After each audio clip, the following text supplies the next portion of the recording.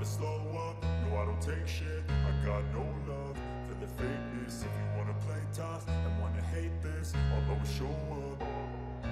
I don't ever slow up, no I don't take shit. I got no love for the fakeness. If you wanna play tough and wanna hate this, I'll always show up and make a statement. I don't ever slow up, no I don't take shit. I got no love for the fakeness. If you wanna play tough and wanna hate this, I'll always show up and make a statement. Everything. Marc Marquez yakin kecelakaannya di kualifikasi merusak peluangnya di Misano. Dia mampu mendapatkan tempat selama sprint tetapi merasa sangat sulit untuk menyalip. Marc Marquez senang dengan perasaannya setelah hari pertama di San Marino, namun kecelakaan di kualifikasi mungkin merusak peluangnya sepanjang akhir pekan. Pembalap Spanyol itu hanya berada di urutan ke-9 di grid dan, meskipun ia berhasil naik ke posisi kelima selama sprint, ia menyesali kesalahan yang merugikan ini. Saya menghukum diri saya sendiri, atau lebih tepatnya saya menghancurkan akhir pekan saya di Q2. Dengan kesalahan 2 tikungan dari akhir dalam satu putaran yang akan menempatkan saya di baris kedua, keluh Marquez. Ini membahayakan peluang kami untuk sprint dan balapan. Marquez menyadari adanya optimisme yang berlebihan ketika ia kekurangan tolok ukur dengan ban belakang baru. Saya melakukan semua FP2 dengan ban yang memiliki banyak putaran. Saya punya referensi. Di lap ini, saya keluar dari tikungan 14 dengan sangat baik. Cepat dan saya 8 km per jam lebih cepat saat memasuki tikungan 15. Saya berada di jalur yang benar, dengan akselerasi sebesar itu, namun saya memiliki kecepatan lebih dan saya mencondongkan tubuh lebih cepat, sehingga saya kehilangan bagian depan. Sayangnya, itu adalah salah satu tikungan terbaik saya di sirkuit dan ketika Anda merasa baik, Anda menyerang lebih banyak. Ini bukan waktunya untuk melakukannya. Marquez yakin bahwa kesalahannya benar-benar membuat dia kehilangan peluang naik podium. Di lap ini, saya mengincar baris kedua, yang bisa diterima untuk memperebutkan tempat pertama. Saat Anda berada di baris ketiga, di antara KTM, semuanya menjadi sangat sulit, karena mereka mengerem sangat terlambat. Mereka berakselerasi dengan sangat keras selama 5 atau 6 lap, lalu mereka banyak mengurangi kecepatan dan disitulah Anda kehilangan banyak waktu. Seperti Fabio Quartararo, Marc Marquez memang sempat menyinggung kesulitan besar dalam menyalip, khususnya pada pebalap KTM. Sementara itu, Marco Bezzecchi menemukan warna di trek Misano dengan menempatkan Ducati dari tim VR46 miliknya sebagai pengendali sesi L2. Sesi FP2 pagi hari, yang berlangsung selama setengah jam, merupakan kesempatan terakhir bagi para peserta untuk berkendara tanpa tekanan langsung dari jam, dengan tujuan untuk mempersiapkan sprint dan balapan, serta memahami pilihan ban yang akan digunakan dan evolusi lintasan, beberapa menit sebelum dimulainya sesi kualifikasi. Sesi yang digagalkan sejak awal untuk Enea Bastianini, terpaksa melumpuhkan Ducati EP24 miliknya setelah masalah teknis, dan kembali ke kotaknya dengan skuter. Sementara dua pebalap Pramac, Jorge Martin dan Franco Morbidelli, mengambil alih komando instruktur, dengan waktu 1:31.590 ditetapkan sebagai acuan oleh pembalap Spanyol, pemimpin kejuaraan dunia. Pecco Bagnaia yang akan kita lihat memimpin, dengan peningkatan yang ditandatangani pada 1:31.332. Di depan Martin dan Pedro Acosta yang mengonfirmasi disposisi bagusnya di trek Misano ini dengan ketiga kalinya yang solid.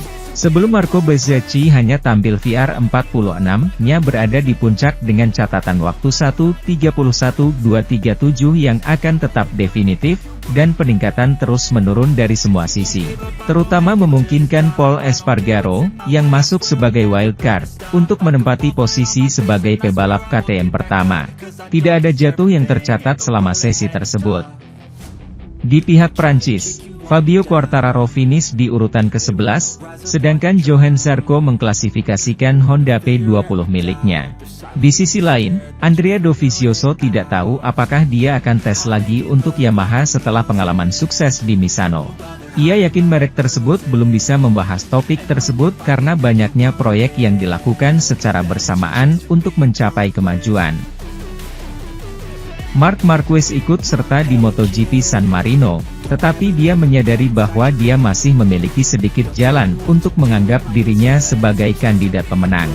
Marc Marquez juga bertarung di Misano. Setelah mengakhiri kekeringan kemenangan selama 1043 hari di Aragon, juara dunia 8 kali itu kembali mengendarai sepedanya pada hari Jumat ini, 5 hari kemudian. Dan sebenarnya perasaannya di Grand Prix San Marino cukup baik. Pebalap Gresini Racing justru menempati posisi kedua dalam 2 sesi latihan bebas Jumat ini. Di FP1, dengan catatan waktu 1:31.744, tertinggal 37/1000 dari Jorge Martin. Dan dalam praktek, dengan waktu 1:30.870, 185/1000 di belakang Pecco Bagnaia yang mengesankan. Yang berubah dari kurang menjadi lebih baik, untuk memerintah di dalam negeri dan mengklaim dirinya sebagai favorit meskipun mengalami kesakitan fisik. Marquez ikut serta, dengan 2 pria yang menguasai klasifikasi umum dan dengan tamu mewah lainnya seperti Pedro Acosta atau Enea Bastianini. Yang dari Cervera mengungkapkannya secara verbal dengan menempatkan dirinya dalam perebutan podium. Namun belum untuk meraih kemenangan, karena ia mengharapkan peningkatan dari 1 dan 89 besok, yang ia harap dapat membuat ketagihan. Saya mencari sensasi Austria, dan saya menemukannya, Marc memulai dengan mengatakan kepada media setelah Jumat. Ada 2 pembalap, Martin dan Bagnaia, yang semakin menaikkan levelnya. Saat ini, kami sedang berjuang untuk podium, belum untuk meraih kemenangan, saya harus meningkatkan beberapa poin. Saya pikir mereka akan mengambil alangkah Sabtu ini, mari kita lihat apakah saya bisa bersama mereka.